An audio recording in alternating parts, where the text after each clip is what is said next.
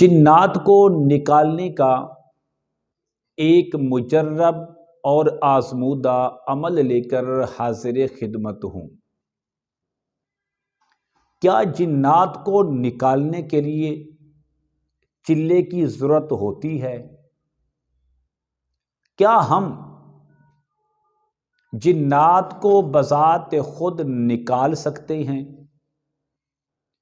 کیا کوئی شخص بغیر چلہ کاٹے جنات کو اپنی مٹھی میں کر سکتا ہے؟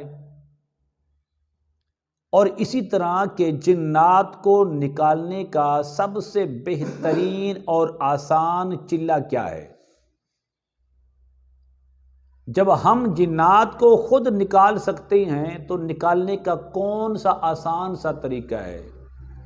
ان تمام سوالوں کے جواب آج کی اس ویڈیو کے اندر آپ کو دیے جائیں گے۔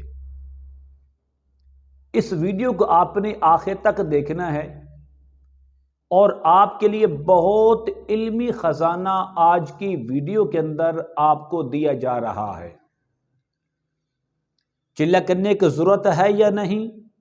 ہم جنات کو خود قابو کر سکتے ہیں؟ کیا کوئی شخص بغیر چلہ کاٹے جنات کو نکال سکتا ہے؟ اور جنات کو نکالنے کا سب سے بہترین چلہ اور آسان طریقہ کیا ہے کہ ہم کس طریقے کو استعمال کریں اور جنات کو مریض کے جسم سے ہمیشہ کے لیے نکال دیں۔ عمل بتانے سے پہلے اگر آپ نے ابھی تک میرے چینل کو سبسکرائب نہیں کیا تو ضرور کر لیں تاکہ میری آنے والی ہر ویڈیو آپ کو بآسانی ملتی رہے۔ عمل کیا ہے؟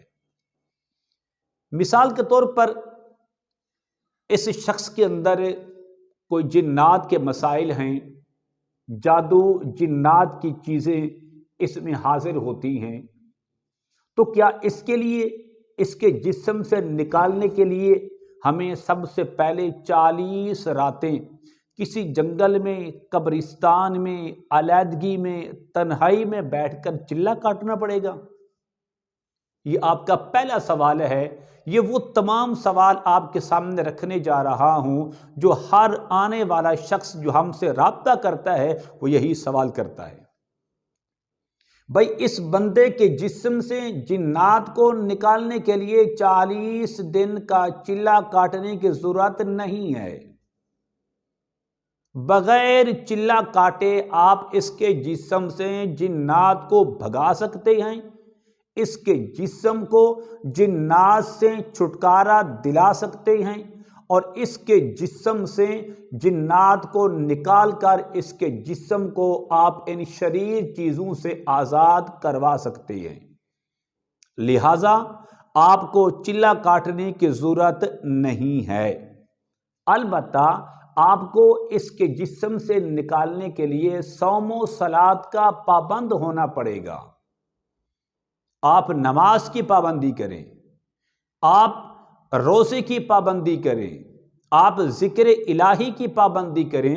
تو جو شخص ذکر الہی کی پابندی کرنے والا ہے، صوم و صلات کا پابند ہے، اسے 40 رات کسی جنگل میں، قبرستان میں، پہاڑوں میں، غاروں میں، تنہائی میں بیٹھنے کی ضرورت نہیں ہے تاکہ وہ چلہ کاٹے پھر جا کے وہ مریض کے جسم سے جنات کو نکالے۔ ایسی بات نہیں ہے۔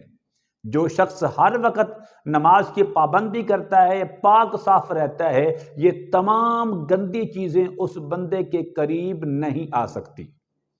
اسی طرح آپ کا یہ بھی سوال ہے کہ کوئی شخص بغیر چلے کے بھی جنات کو نکال سکتا ہے؟ میں نے پہلے عرض کر دیا کہ آپ نکال سکتے ہیں۔ اس کے لیے آپ کو اللہ، اس کے رسول کریم علیہ الصلوۃ والتسلیم کی اطاعت و فرما برداری میں زندگی بسر کرنی ہوگی۔ جب انسان کے دل میں اللہ، اس کے رسول کریم علیہ الصلوۃ والتسلیم کی اطاعت اور فرما برداری کا جذبہ ہوتا ہے تو یقین جانے اس بندے کے قریب کبھی بھی جنات نہیں گزرتے۔ آتے تو بڑی دور کی بات ہے، قریب سے بھی نہیں گزرتے، کیونکہ جسم پاک ہے اور اس پاک جسم کے اندر اللہ رہتا ہے۔ تو جہاں پر اللہ رہتا ہو وہاں پر یہ چیزیں نہیں آتی۔ اسی طرح آپ کا سوال یہ ہے کہ جنات کا سب سے بڑا چلہ کیا ہے؟ وہ آپ کی ذات ہے۔ اگر آپ کو کہ دل میں اللہ اس کے رسول کا خوف ہے تو پھر ان چیزوں سے آپ کو ڈرنے کی ضرورت نہیں ہے۔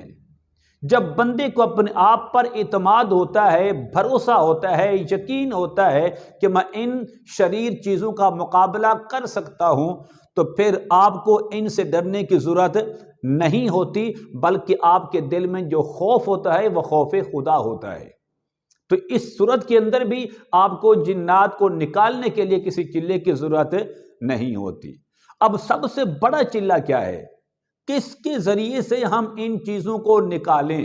اس کا بڑا آسان سا طریقہ، بہت ہی مجرب طریقہ آج کی ویڈیو کے اندر آپ کو تحفے کے طور پر، ایک نعمت کے طور پر آپ کو عطا کر دیتا ہوں۔ آپ اس طرح کریں، اس مریض کو وضو کروائیں، وضو کروانے کے بعد خود بھی وضو کریں نماز والا، اس کا جسم پاک، آپ کا جسم پاک ہے۔ مریض کو سامنے بٹھا کر آپ اس کے کسی بھی کان میں، ضروری نہیں ہے کہ وہ دایاں ہو یا بایاں ہو، آپ کسی بھی کان میں ایک بار آذان پڑھیں۔ آذان پڑھنے کے بعد آپ ایک بار سورۃ فاتحہ الحمدللہ رب العالمین پڑھیں۔ پڑھنے کے بعد آپ اتنی بلند آواز سے پڑھیں کہ یہ جو مریض ہے یہ اس کو سماعت کر رہا ہو، اس کو وہ سن رہا ہو۔ سورۃ البقرہ کی پہلی 5 آیاتیں ایک بار، سورۃ البقرہ کی آخری 2 آیاتیں صرف ایک بار، اور آیت الکرسی اور اس کے بعد والی جو 2 آیاتیں ہیں ان تینوں کو ملا کر ایک بار پڑھنے کے بعد آپ 4 کل صرف ایک بار پڑھ کر آخر میں اس مریض کو دم کر دیں۔